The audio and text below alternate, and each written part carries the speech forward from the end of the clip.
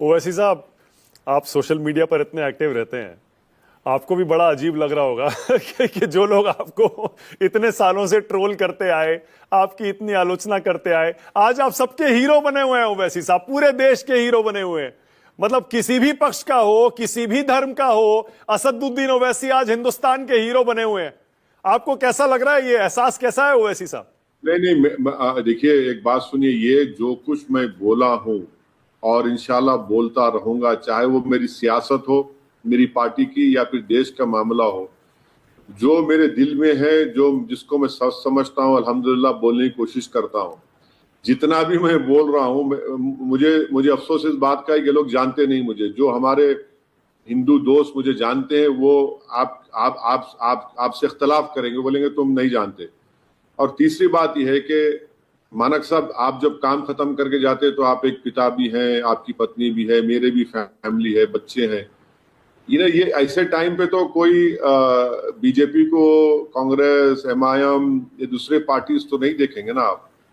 आपको तो अपने आर्म फोर्सेस के हौसलों को बुलंद रखना है, और हमको ये सोचना है कि उनके परिवार पर क्या गुजर रही होगी, जो इस मुल्क की सालिमियत को, इस मुल्क की जमीन को बचाने के लिए आतंकवादियों से, एक पड़ोसी मुल्क के गैर जिम्मेदार रवैये को देखकर उन पे क्या गुजर रही होगी। तो ये कोई, मैं किसी से सर्टिफिकेट लेने के लिए नहीं, किसी से दाद हासिल करने के लिए नहीं कह रहा हूं, ना मेरा मकसद है। वो अल्लाह जानता है मेरे दिल का हाल। बस मैं ये इसलिए कह रहा हूं कि मैं इस मुल्क का एक शहरी हूं, बाइज्जत शहरी हूं, अव्वल दर्जे का शहरी हूं। मैं इस मुल्क का एमपी, जनता ने, अल्लाह ने मुझे बनाया है।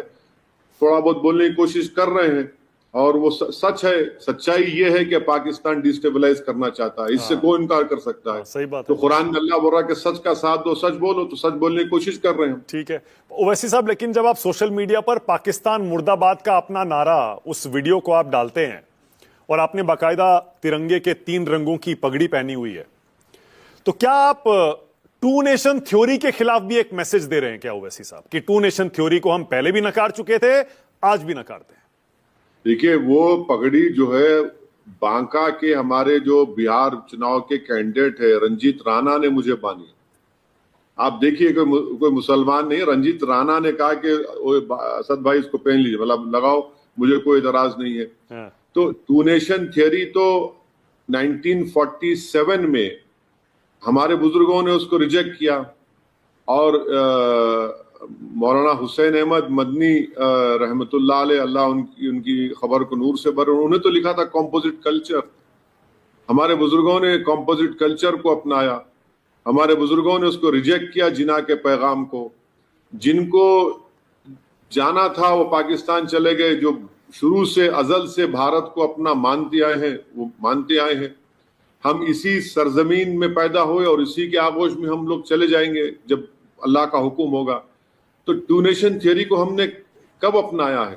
बाज लोगों को लगता है कि अगर हम मुस्लिम पॉलिटिकल एम्पावरमेंट की बात कर रहे हैं तो देखो ये टू नेशन थियरी की बात कर रहा है। इल्जाम मुसलमानों से भी आता है और हमारे मेजॉरिटी कम्युनिटी से आता है। तो वो हमने तो, देखिए, पॉलिटिकल एम्पावरमेंट होगा तो देश मजबूत होगा। तो टू नेशन थियरी को तो हमने हमेशा रिजेक्ट किया। कब अपनाया हमने भारत के संविधान को अपनाया। हमने हमारे मुजाहिदीन आजादी की कुर्बानी को रायगा नहीं जाने दिया, चाहे अल्लामा काफी हो, अल्लामा फजल खैराबादी हो।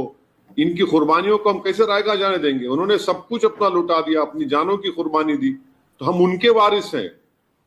हम ये जो टू नेशन थियरी के लोगों के कभी वारिस थे ना, कभी हमारे लिए हमारे दिलों में उनके लिए कोई अहमियत रहेगी कभी नहीं। मुझे ऐसा लगा ओवैसी साहब कि जब आप पाकिस्तान मुर्दाबाद का नारा इस समय जब जंग चल रही है तब आप उसको हाईलाइट करते हैं, उससे एक मैसेज ये भी जाता है कि ये धर्म के नाम पर, टू नेशन थ्योरी तो है ही, लेकिन इस्लाम के नाम पर ये जो एक देश बना, उसका ऐसा स्वरूप, ऐसा रूप, मतलब ऐसा बिगड़ा हुआ रूप, विभत्स रूप, आप शायद उसकी भी आलोचना करने के लिए आप ये नारा दे रहे हैं। नहीं, देखिए, 19वीं सदी में, 19th सेंचुरी में 2 कंट्रीज बने मजहब की बुनियाद पर, और दोनों भी फेल्ड स्टेट हैं।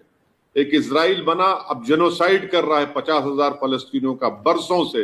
पाकिस्तान बना इस्लाम का नाम लेकर, आप देखिए वहां कितने अब्यूज हो रहे हैं। तो ये दोनों भी नाकाम स्टेट हैं, दोनों भी फेल्ड स्टेट है। अगर आप आपके पास अगर आप डाइवर्सिटी को, कल्चर को एक्सेप्ट नहीं करेंगे, पाकिस्तान एक्सेप्ट ही नहीं करता। बल्कि मुझे यहां पर याद आ रहा है कि उस वक्त बांग्लादेश नहीं बना था, जिन्ना साहब जब पहली मर्तबा ढाका गए तो वहां पर वहां के स्टूडेंट्स ने आकर उन्होंने कहा कि आप उर्दू को इम्पोज मत करिए, यहां पर हम बंगाली बोलने वाले हैं। तो जिन्ना साहब ने कहा कि नहीं, हम उर्दू को इम्पोज करेंगे। उन्होंने बीज बो दिया था बांग्लादेश का उसी वक्त। तो डाइवर्सिटी को अगर आप कबूल नहीं करेंगे तो आप कैसे आप अपना कंट्री को चलाएंगे, चाहे वो इजराइल हो या पाकिस्तान हो। तो डाइवर्सिटी बहुत जरूरी है ना, ये प्लुरलिज्म है। आप अगर आप बोलेंगे कि एक ही सिस्टम या एक ही कल्चर रहेगा तो ना तो भारत किसी भी कंट्री के लिए अच्छा नहीं है, बशमूल भारत के वो। हाँ, ठीक है।